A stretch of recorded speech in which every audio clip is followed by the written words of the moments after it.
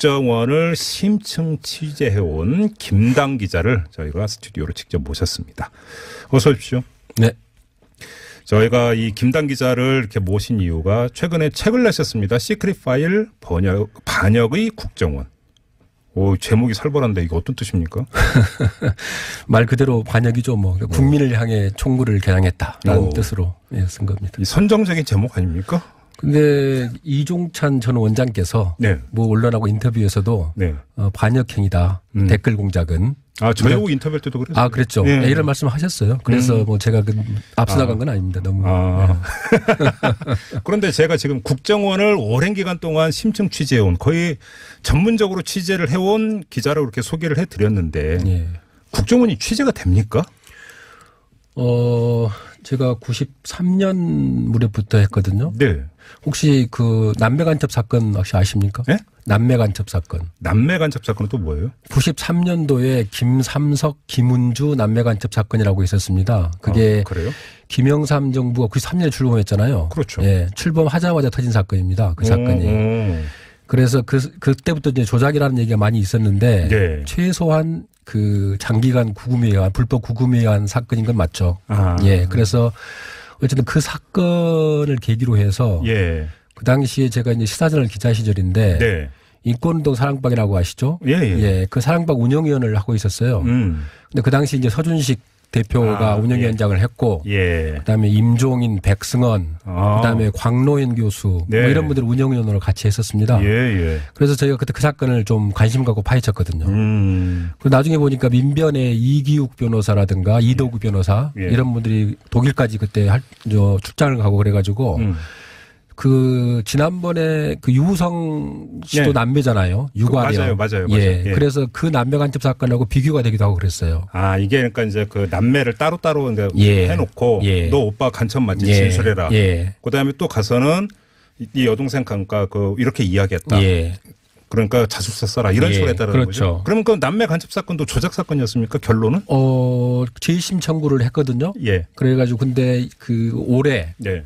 대법원에서 다시 판결이 나왔는데 예. 일부 유죄, 일부 무죄 이렇게 나왔어요. 그래요? 예. 그러면 완전 조작은 또 아니라는 얘기가 그렇죠. 근데 그게 이제 그 고의로 어떤 일본의 공작원 그 조총련하고 네.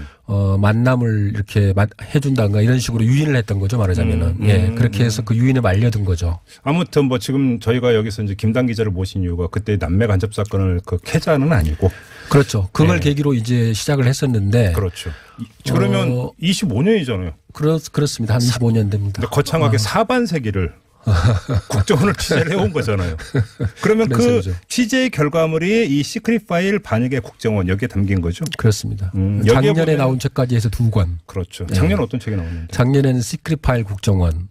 여기 그다음에 그다음에 2권은 1년 만에 나온 책이 시크릿 파일 반역의 국정원. 그러면 3탄은 뭐가 됩니까? 3탄은 지금 시크릿 파일 그 개과천선한 국정원 될까요? 그럼 얼마나 좋을까요? 그 책은 아마 5권 정도 돼야 아마 나올 것 같고요. 예. 당장은 전두환 대통령이 중앙정보부장 서리를 했거든요. 네, 맞아요. 예. 예. 그 서리 기간을 집중적으로 파헤쳐서 한번 책을 한번 내보려고 하고 있습니다. 그때 어마어마한 일들이 많이 있었습니까? 예. 그럼 그때 다시 한번 저희 방송 출연해 주시죠. 예, 고맙습니다. 오늘은 그래서 이 책이 어마어마한 분량입니다. 무려 1000페이지. 이거를 여기서 다 풀어낸다면 거의 불가능하고 앞서서 그래서 제가 이제 설명 말씀을 드리면서 뭐 권력자라든지 정치인이라든지 간첩이라든지 이런 얘기 빼고 그냥 서민들하고도 연결이 될 수 있는 그 숨겨진 사실만 한번 추려서 이야기를 해보자 이렇게 말씀을 드렸는데 자, 이전부터 국정원이 그 신원조회 건수가 연간 100만 건. 예. 제가 이 눈을 의심을 했는데 100만 건이 맞습니까? 예, 맞습니다. 1년에? 예, 1년에. 제가 3년 평균 따져봤을 때 100만 건 정도 됩니다. 예, 연평균. 아니, 그러면 예를 들어서 어떤 특정한 그 한 사람한테 뭐 한 사람 그 조회를 여러 번 한다 치더라도 어마어마하게 많은 수십만 명을 들여다봤다는 얘기잖아요. 네. 왜 이렇게 많이 신원조회를 합니까? 이 신원조사가 굉장히 그 대상이 포괄적이거든요. 네. 이를테면 선원법에 의해서 선원이 되고 선원 수첩을 받으려는 사람, 또 여권법에 따라서 새로 여권을 발급받으려는 사람, 그런 사람 이런 사람들까지도 다 대상이 돼요. 잠깐만요. 예. 여권 발급하는 다 국정원 거쳐갑니까? 신원조회 합니까?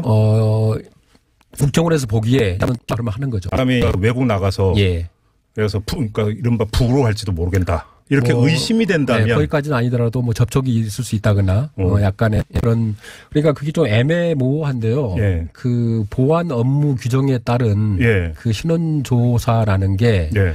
국가에 대한 충성심, 성실성 뭐 이런 것들을 이렇게 보게 돼 있어요. 기준으로. 아니 잠깐만요. 근데 나 이해가 안 되는 게 예. 일반인은 그러니까 이름 처음 그러니까 듣는 일반인이 많을 거 아닙니까? 예. 국가에 대한 충성심 이런 거 어떻게 알아요? 그러니까 모르죠. 그러니까 기준 자체가 애매모호한 거죠. 충성심이라는 완전 기준이. 역정수잖아요. 예. 근데 이제 일반 국민까지 포함했을 때 이렇게 되는 거고 100만 건이라는 게 예. 이제 대체적으로 주안점을 두는 것은 상급 이상 공직자라든가 예, 그다음에 정부 투자기관의 장이라든가 예. 그다음에 판검사에 임용되는 사람이라든가 그다음에 우리나라에서 공무원이 되려는 모든 외국인은 다 조사 대상입니다. 하긴 그러니까 이 신원조회니까 저는 생각나는 게 전두환 정권 때 예. 일반 민간 회사 입사할 때도 마지막 단계로 신원조회라는 걸 했었어요. 예, 했습니다. 그래서 완전히. 이 친구가 이래서 시위 전력이 있는지 예. 그래서 뭐 그러니까 그 처벌을 받은 예. 이른바 빨간 줄이 그어져 예. 있는 이런 거 다 예. 조사 비슷한 거잖아요. 이게. 예, 그렇죠. 예. 이게 지금도 이루어지고 있는 거예요? 그러니까 지금도 남아 있는 거죠. 신원조사라는 게. 예. 그러면 제 것도 조사했을 수도 있겠네요. 이론상으로는. 그럴 수 있죠. 예. 뭐 저는 착하게 살았기 때문에 그런 일 없을 거라고 생각을 합니다만. 이제 전용 검색 단말기가 있어요. 김단 기자는 당연히 조사했겠다. 뭐 했다고 봐야죠. 이게 웃을 일이 아니죠. 지금. 전용 검색 단말기가 한 60여 대 있는데 예, 그걸로 합니다. 그걸로 해서 잠깐만요. 예. 국정원에 그러니까 신원 조사를 하기 위해서 예. 신원 조사 전용 단말기, 예.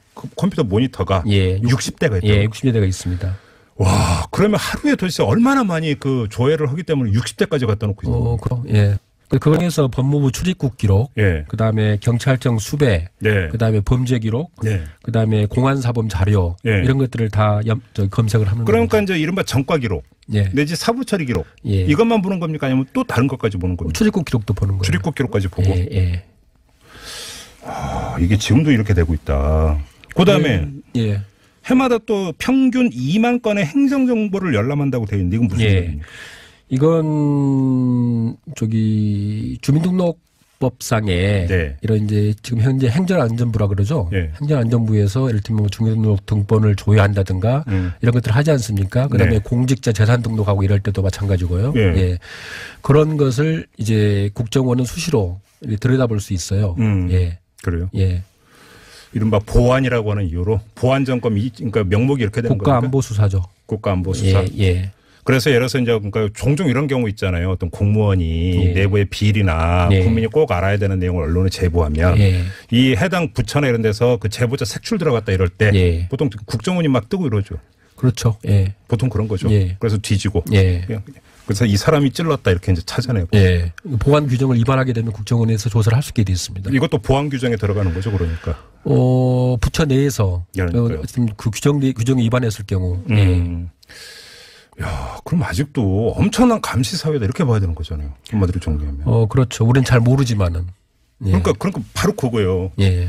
국정원이 지금 60대의 단말기에서 제 이름 석자를 치고 있을 수도 있는데 네. 저는 그걸 전혀 모른다. 모르죠. 그래서 통신조회 이런 거면 원래 그 본인한테 알려주게 돼 있잖아요. 한 달 뒤에 알려주게 돼 있죠. 이동통신사에서. 예. 국정원은 그런 것도 없잖아요. 이건 없습니다. 신원조사는. 그런 거죠. 예. SNS를 들여다본다는 얘기는 또 뭐예요? 말 그대로 메신저라든가 네. 예, 카카오톡이라든가 예, 이런 것들을 들여다보는 거죠. 예. 아니 잠깐만요.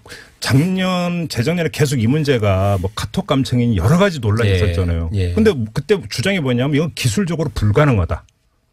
라고 하는. 그랬어요? 예. 저는 그렇게 알지 않고 있는데요. 다 봐요. 실시간으로 휴대폰. 예. 휴대폰 실시간 감청은 불가능합니다. 현재까지. 그러니까 예. 믿어도 되는 예. 겁니까? 예.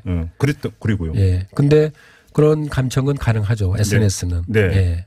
그러면 예를 들어서 메신저의 어떤 실시간 감청. 가능하죠. 가능한데 안보 수사 목적 또는 보안 수사 목적, 범죄 수사 목적으로만 가능하죠. 그래서 이제 이게 엄청난 논란이 빚고 문제가 예. 돼서 예. 나중에 사후에 예. 서버에 저장돼 있는 것을 제공하는 예. 것일 뿐이다. 예. 실시간 감청이 예. 아니라 예. 이렇게 주장을 했잖아요. 그게 거짓입니까 그러면? 들여다볼 수는 있어요. 예, 가능해요. 예. 야, 그다음에 이것도 또 새로운 얘기인데. 패킷 감청이라는 것도 결국 그런 거죠. 패킷 감청은 예. 오래된 이야기고. 예. 그래요? 메신저 사용도 그러면 그 아주 규격에 맞춰서 점잖게 해야 되는 거군요. 그렇죠. 참. 왜 이래요? 근데 이게 전부 다 그러니까 간첩 잡는다 명목이 이렇게 되는 겁니까? 국가안보 수사. 그러니까 국가안보가 어디까지인데? 보안 수사. 보안 어디까지인데? 그러니까 지금 이른바 안보 사범 혹은 국가보안법 위반 사범. 좀 더 거칠게 얘기하면 간첩이죠. 간첩은 지금 현 연평균 3.3명씩 검거하고 있습니다. 지난 10년간. 지난 10년간. 연평균 3. 간첩 얘기 잠깐 하죠. 지금 이 책 내용에 보면 남한 내 고정 간첩이 5만 명이 암약하고 있다. 12만 명도 넘는다. 이런 이야기들이 있었는데 또 거짓이라면서요. 이거 좀 황당무계한 얘기죠. 근데 보면은. 저는 저도 이 뉴스 이거 본 적이 있는데 이 뉴스를 보면서 제일 먼저 의아했던 게 그럼 왜 안 잡고 가만 놔둘까? 그다음에 그러니까 간첩이 집계까지 되는구나. 그죠?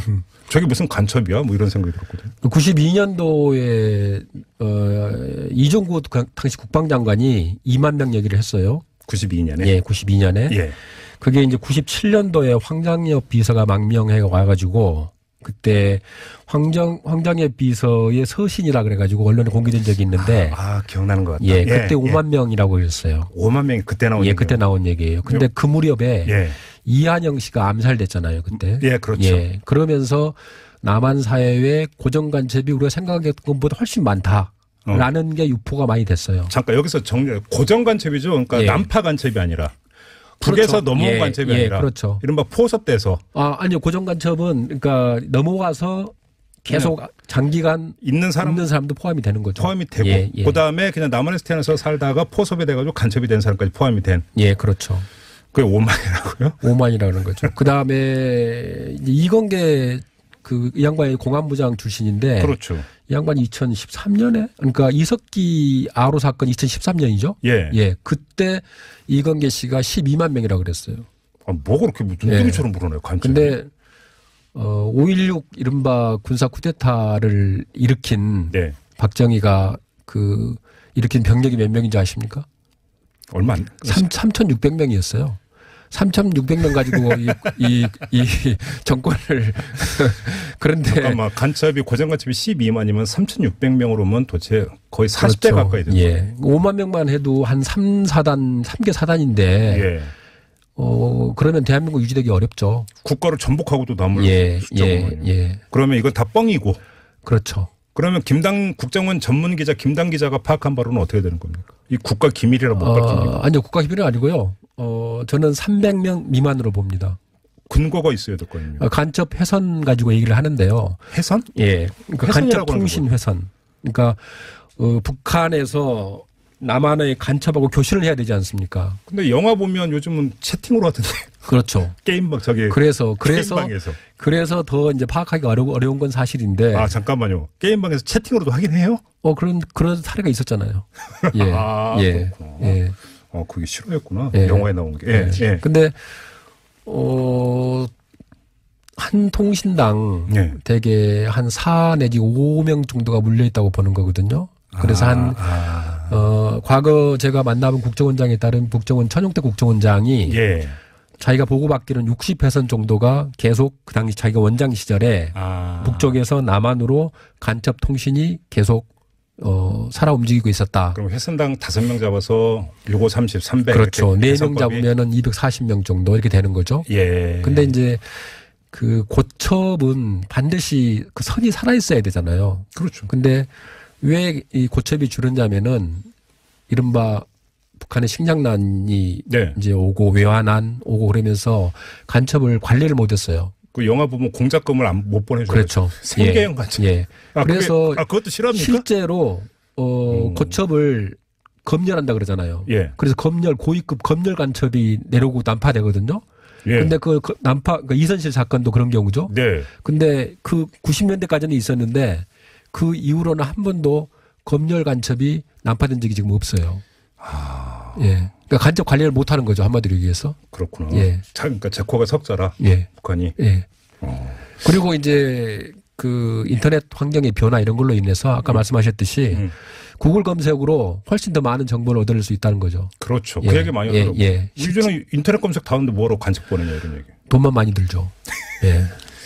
얘기가 되니까 끝이 없네요. 지금 예정된 시간이 펄쩍 넘어버렸는데 마지막으로 이 질문을 좀 드려야 될 것 같습니다. 아무튼 아까 보안 업무, 보안 명분, 국가 안보 명분으로 한다고 했는데 지금 국정원 개혁법 이미 지금 나오지 않습니까? 개정안. 예. 대공수사권을 이관을 한다고 한번 가정을 해보죠. 예. 그럼 이런 문제가 많이 없어집니까? 어떻게 봐야 되는 겁니까? 그 지금 현재 국정원의 대공수사 인원이 한 700명 됩니다. 근데 그 인원을 이제 원래 대통령 공약은 경찰에 이관한다는 거거든요. 그렇죠. 경찰의 안보수사국 같은 기구를 만들어서 그걸로 이제 이관한다는 거죠. 국정원 인력을. 근데 국정원 인력과 경찰 인력이 합쳐졌을 때 과연 시너지 효과를 거둘 수 있을지는 불확실해요. 그렇죠. 예. 그리고 워낙 이게 물과 또 기름 같은 그런 관계도 있고 그렇기 때문에 잘 이게 될지 모르겠고 결국은 아마 국립경찰과 지방자치경찰 분리 문제, 그다음에 검경 수사권 분리 문제, 그러니까요. 얘가 맞물려서 아마 진행이 돼야 될 것 같아요. 그러니까요. 한번 이 국정원 개혁 그 진행 추이를 봐가면서 이게 영 더디고 아닐 것 같다면 그때부터 한번 본격적으로 국정원을 한번 더 김단 기자를 모시고 한번 들여다보고 털어보는 소통 털어보는 시간을 갖도록 하고 오늘은 그냥 아쉽지만 이 정도로 하고 지금 인사를 나눠야 될 것 같습니다. 너무 아쉽습니다. 뭐 할 수 없죠. 자. 시크릿 파일 반역의 국정원이라는 책을 펴낸 김당 기자와 함께했습니다. 고맙습니다. 예, 고맙습니다. 방송 출연해 주시고. 예, 고맙습니다. 오늘은 그래서 이 책이 어마어마한 분량입니다. 무려 1000페이지. 이거를 여기서 다 풀어낸다는 거의 불가능하고 앞서서 그래서 제가 이제 설명 말씀을 드리면서 뭐 권력자라든지 정치인이라든지 간첩이라든지 이런 얘기 빼고 그냥 서민들하고도 연결이 될 수 있는 그 숨겨진 사진을 한번 추려서 이야기를 해보자 이렇게 말씀을 드렸는데 자, 이전부터 국정원이 그 신원조회 건수가 연간 100만 건. 제가 이 눈을 의심을 했는데 100만 건이 맞습니까? 예, 맞습니다. 1년에? 예, 1년에. 제가 3년 평균 따져봤을 때 100만 건 정도 됩니다. 예, 연평균. 아니, 그러면 예를 들어서 어떤 특정한 그 한 사람한테 뭐 한 사람 그 조회를 여러 번 한다 치더라도 어마어마하게 많은 수십만 명을 들여다봤다는 얘기잖아요. 왜 이렇게 많이 신원조회를 합니까? 이 신원조사가 굉장히 그 대상이 포괄적이거든요. 이를테면 선원법에 의해서 선원이 되고 선원수첩을 받으려는 사람, 또 여권법에 따라서 새로 여권을 발급받으려는 사람, 이런 사람까지도 다 대상이 돼요. 잠깐만요. 여권 발급하는 다 국정원 거쳐갑니까? 신원조회 합니까? 국정원에서 보기에 그러면 하는 거죠. 사람이 외국 나가서 그래서 그러니까 이른바 부로 할지도 모르겠다. 이렇게 의심이 된다면 거기까지는 국정원을 심층 취재해온 김당 기자를 저희가 스튜디오로 직접 모셨습니다. 어서 오십시오. 네. 저희가 이 김당 기자를 이렇게 모신 이유가 최근에 책을 내셨습니다. 시크릿 파일 반역의 국정원. 오, 제목이 살벌한데 이거 어떤 뜻입니까? 말 그대로 반역이죠. 뭐 국민을 향해 총구를 겨냥했다라는 뜻으로 쓴 겁니다. 이 선정적인 제목 아닙니까? 근데 이종찬 전 원장께서 뭐 언론하고 인터뷰에서도 반역행위다. 댓글 공작은. 저희하고 인터뷰할 때도 그랬어요. 그랬죠. 이런 말씀을 하셨어요. 그래서 뭐 제가 앞서 나간 건 아닙니다. 너무. 그런데 제가 지금 국정원을 오랜 기간 동안 심층 취재해온 거의 전문적으로 취재를 해온 기자로 이렇게 소개를 해드렸는데 국정원이 취재가 됩니까? 제가 93년 무렵부터 했거든요. 혹시 그 남매 간첩 사건 혹시 아십니까? 남매 간첩 사건. 남매 간첩 사건은 또 뭐예요? 93년도에 김삼석, 김은주 남매 간첩 사건이라고 있었습니다. 그게 그래요? 김영삼 정부가 93년에 출범했잖아요. 그렇죠. 출범하자마자 터진 사건입니다. 그 사건이. 그래서 그때부터 이제 조작이라는 얘기죠. 근데 그게 이제 그 고의로 어떤 일본의 공작원 그 조총련하고 만남을 이렇게 해준다든가 이런 식으로 유인을 했던 거죠, 말하자면은. 그렇게 해서 그 유인에 말려든 거죠. 아무튼 뭐 지금 저희가 여기서 이제 김당 기자를 모신 이유가 그때 남매 간첩 사건을 그 캐자는 아니고. 그렇죠. 그걸 계기로 이제 시작을 했었는데. 그렇죠. 그러면 25년이잖아요. 그렇습니다. 한 25년 됩니다. 거창하게 사반세기를 국정원을 취재를 해온 거잖아요. 그러면 그 취재의 결과물이 이 시크릿 파일 반역의 국정원 여기에 담긴 거죠? 그렇습니다. 작년에 나온 책까지 해서 2권. 그렇죠. 작년에 어떤 책이 나왔는데? 작년에는 시크릿 파일 국정원. 여기 그다음에 2권은 1년 만에 나온 책이 시크릿 파일 반역의 국정원. 그러면 3탄은 뭐가 됩니까? 3탄은 지금 시크릿 파일 그 개과천선한 국정원이 될까요? 그럼 얼마나 좋을까요? 그 책은 아마 5권 정도 돼야 아마 나올 것 같고요. 예. 당장은 전두환 대통령이 중앙정보부장 서리를 했거든요. 네, 맞아요. 예. 예. 그 서리 기간을 집중적으로 파헤쳐서 한번 책을 한번 내보려고 하고 있습니다. 아, 그때 어마어마한 일들이 많이 있었습니까? 예. 그럼 그때 다시 한번 저희 아니더라도 뭐 접촉이 있을 수 있다거나 약간의 그런 그러니까 그게 좀 애매모호한데요. 예. 그 보안 업무 규정에 따른 예. 그 신원조사라는 게 예. 국가에 대한 충성심, 성실성 뭐 이런 것들을 이렇게 보게 돼 있어요. 기준으로. 아니 잠깐만요. 근데 나 이해가 안 되는 게 일반인은 그러니까 이름 처음 그러니까 듣는 일반인이 많을 거 아닙니까? 국가에 대한 충성심 이런 거 어떻게 알아요? 그러니까 모르죠. 그러니까 기준 자체가 애매모호한 거죠. 충성심이라는 완전 역정수잖아요. 예.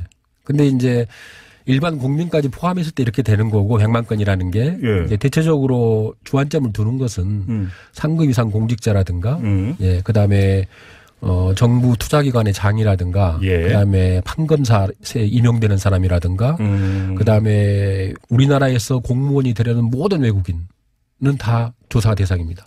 거기 그러니까 이 신원조회니까 저는 생각나는 게 전두환 정권 때 일반 민간 회사 입사할 때도 마지막 단계로 신원조회라는 걸 했었어요. 했습니다. 그래서 완전히. 이 친구가 이래서 시위 전력이 있는지 그래서 뭐 그러니까 그 처벌을 받은 이른바 빨간 줄이 그어져 있는 이거 다 조사 비슷한 거잖아요. 이게. 그렇죠.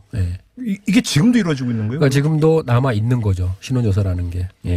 그게 많이 있었는데 최소한 그 장기간 구금에 의한 불법 구금에 의한 사건인 건 맞죠. 그래서 어쨌든 그 사건을 계기로 해서 그 당시에 제가 이제 시사저널 기자 시절인데 인권운동 사랑방이라고 아시죠? 그 사랑방 운영위원을 하고 있었어요. 근데 그 당시 이제 서준식 대표가 운영위원장을 했고, 그다음에 임종인, 백승원, 그다음에 광노현 교수 뭐 이런 분들 운영위원으로 같이 했었습니다. 그래서 저희가 그때 그 사건을 좀 관심 갖고 파헤쳤거든요. 그리고 나중에 보니까 민변의 이기욱 변호사라든가 이도구 변호사 이런 분들이 독일까지 그때 출장을 가고 그래가지고. 그 지난번에 그 유우성 씨도 남매잖아요. 유가령. 맞아요. 그래서 그 남매 간첩 사건하고 비교가 되기도 하고 그랬어요.